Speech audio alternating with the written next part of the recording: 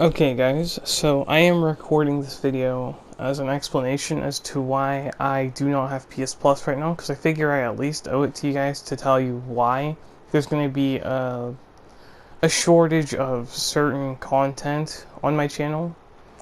And that's just simply because I don't really have any intentions of renewing my PS Plus at the moment for two reasons. One, I have no reason to renew my Plus after a couple of different situations I've had to go through with Sony. And two, money is just kind of running tight at the moment. But that's not the main reason. It's mainly because of what Sony did over the past, like, 3-ish years that really changed my mind. So, I was,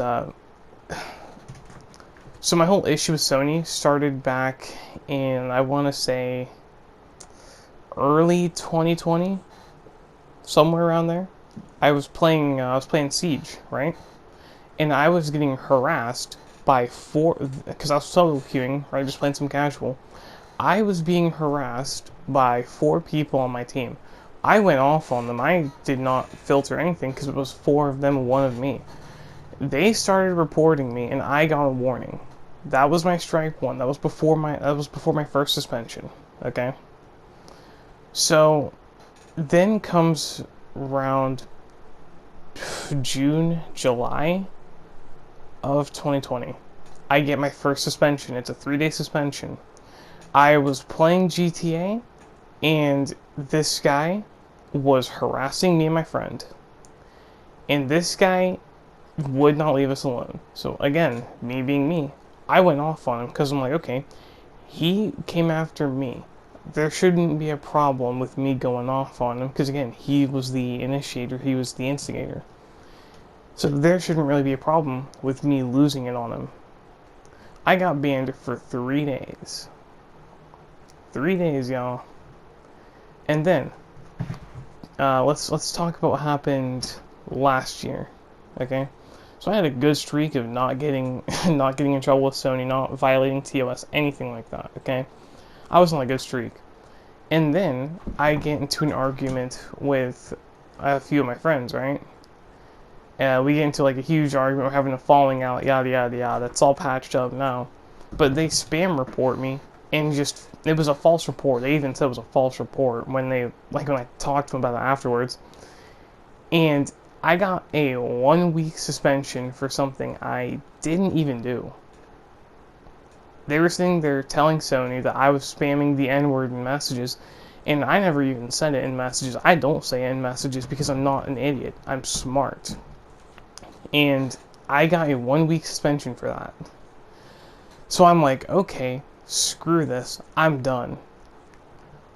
So what really irritated me is how I didn't even get to defend myself. And when I called support and told them straight up I did nothing to get banned, they pretty much told me that it's not their problem. That is when I had enough. They told me it's not their problem. And then, come last year, 2022 was awful for PlayStation. I did not enjoy a whole lot of things I did on PlayStation last year. I grinded for Damascus, I played S&D on Call of Duty, and that was about it. There's a few things that I might renew my Plus for just to play. But at the moment, it's just not something I am going to do.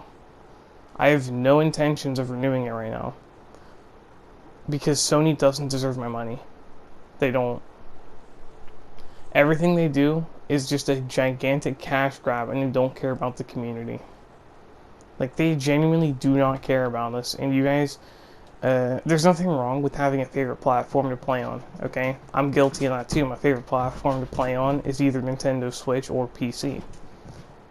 But, I don't get the point of spending $60 a year to be able to play games that I spend $60 to even have in the first place. And then Sony to tell me, arbitrarily, when they know I did nothing wrong, that I no longer have the right to play said games online that I paid the money for. it doesn't make any sense. So then there was the communities getting removed, by the way, and the party system being broken for over a year.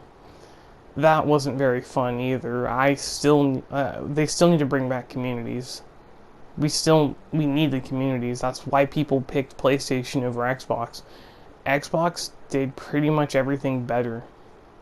The only thing they didn't do was the communities. That was a Sony thing. That's what they did.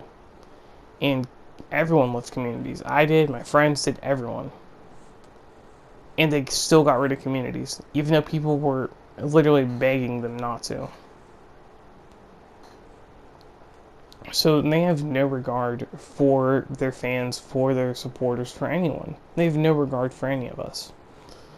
So I'm not going to give my money to a company that has proven to me time and time again that they don't care about me, that I'm just a number, essentially.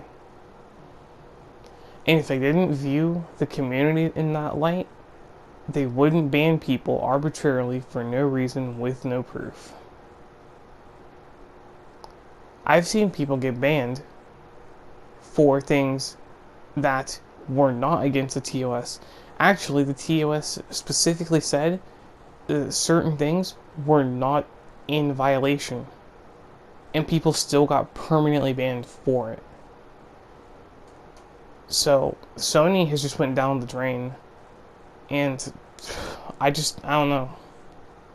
I'll probably end up getting PS Plus some other time, but just for the time being, no.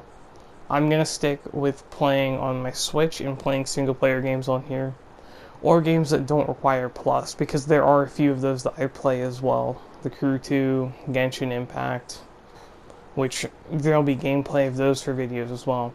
But I figured that, you guys, the fans who support my channel, who watch my videos, who've been waiting for months for me to come back from my break, I am finally back, and I figured I should at least give an explanation as to why certain gameplays are just not going to be found on my channel anymore. I felt that I owed that explanation at the very least. So yeah, with that being said, I don't really have anything else to say. I will catch you guys in the next video. Peace.